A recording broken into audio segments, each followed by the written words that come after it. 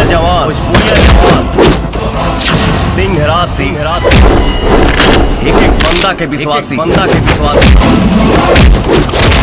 नाम हकासी ताजा ताजा छान के राजा लाइल बानी तातल है न हाँ दबा के तनी देखे तो की कांच बाकी पाकल। ए काशी तोर कबर है जे खोदवाव तानी।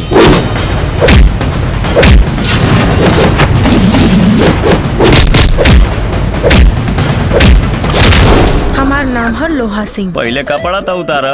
अगर हम कपड़ा उतार देब ना तो तू यही चित्त हो जाइबा। कहीं काम पे जाई हो दिलवा के बिरयानी बना के राजपाट और सिंहासन अवधेश भैया जिंदाबाद जिंदाबाद जिंदाबाद। वही के होला जे दबंग होला।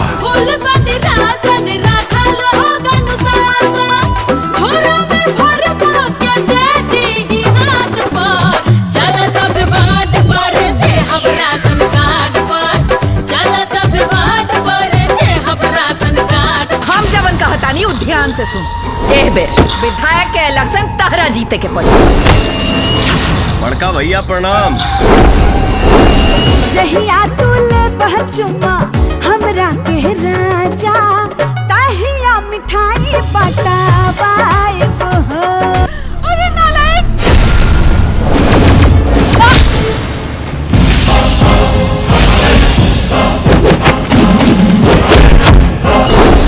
दूर दिन सहेला रही के अकेला जेकरा संगे रहे मेला मेला मेला। अगर तू हार गई ना तो हम तारा पेट्रोल से नहवा के जिंदा जला दे। कहाँ लेके जाते रहो हमरा पति के?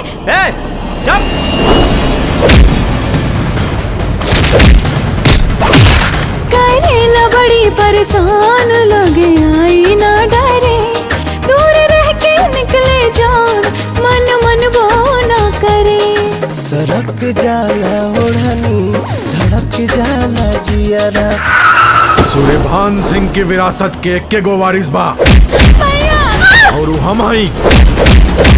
हमें गाँव में लइका तोहर बात तारे पारा जा चिकन चकन देहिया प भइल बाटे खराचा। डलले परान फिर बना के हमर जान तोहे धरती पर गिरावले देई के ध्यान भगवान जी बनवले। शेर के दुश्मन शेर होला सियार ना। भाई के दुश्मन भाई होला रिश्तेदार ना।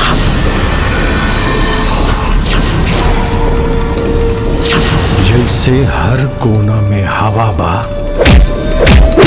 वैसे ही हमरा पास हर मर्ज के दवा बा।